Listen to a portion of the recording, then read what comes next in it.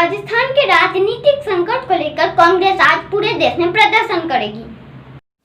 गहलोत सरकार से बाकी हुए सचिन पायलट गुट से निपटने के लिए एक तरफ कांग्रेस कोर्ट और सदन में लड़ाई के मोर्चे पर डटी है, वहीं दूसरी तरफ देश भर में प्रोटेस्ट करने जा रही है। कांग्रेस का आरोप है कि गहलोत सरकार को गिराने की कोशिश की जा रही है।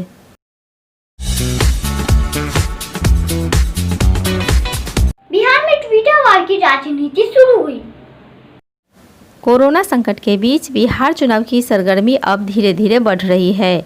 लालू राबड़ी बनाम नीतीश कुमार के 15 वर्ष के कार्यकाल में हेल्थ सिस्टम को लेकर सुशील मोदी और तेजस्वी यादव के बीच ट्विटर वार ने माहौल को गर्म कर दिया है। सुशील मोदी ने कहा कि लालू राबड़ी सरकार में हेल्थ सिस्टम खराब था। जवाब में तेजस्वी ने कहा, पिछले 15 वर्ष से नीतीश और बीजेपी की सरकार है, तो फिर वर्तमान की हालत की जिम्मेदारी किसकी है?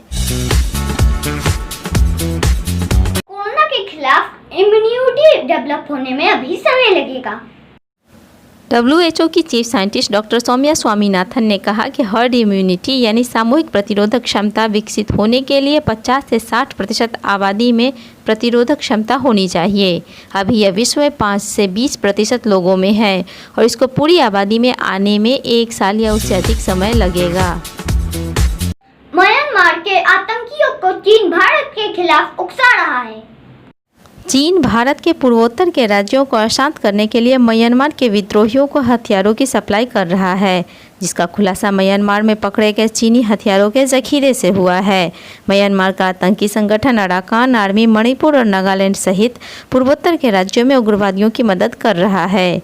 इन हथियारों को अराकान आर्मी इस्तेमाल नहीं करता है और इसे म्यांमार में थाईलैंड की सीमा के पास पकड़ा गया है। इसीलिए इसके भारत के पूर्वोत्तर के आतंकी संगठनों के सप्लाई की बात सामने आई है। फिलहाल भारतीय एजेंसियां सतर्क हैं।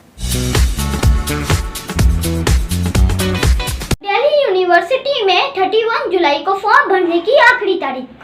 DU के सेशन 2020 ऑनलाइन एडमिशन रजिस्ट्रेशन के लिए अब केवल 6 दिन बचे हैं। इसके बाद स्क्रूटनी, वेरिफिकेशन और एंट्रेंस एग्जाम होंगे।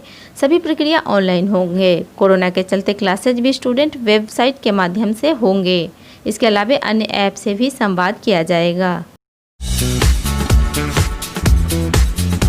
IIT मद्रास ने बनाया अनोखा बैंड जो कोरोना स्टार्ट होने ही अलर्ट कर देगा।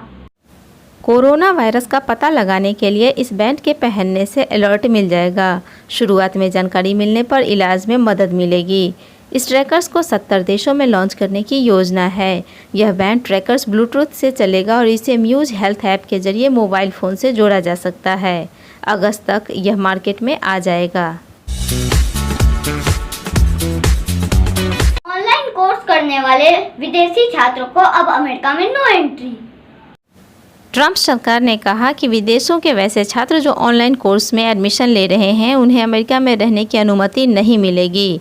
कोरोना खतरे के कारण सरकार ने ये फैसला किया है। देश में पहली बार 3 सगी बहनें एक ही राज्य में चीफ सेक्रेटरी बनी। सफलता तो बहुतों को मिलती है, लेकिन कुछ ऐसी सफलताएं हैं जो इतिहास में दर्ज होती है। ऐसा ही हरियाणा में हुआ है। 3 सगी बहनों का चयन IAS में हुआ और फिर एक एक करके ये हरियाणा की मुख्य सचिव बनी। पंजाब विश्वविद्यालय के रिटायर्ड प्रोफेसर JC आनंद की ये तीनों बेटियां हैं। मीनाक्षी आनंद चौधरी, उर्वशी गुलाटी, केशनी आनंद अरोड़ा।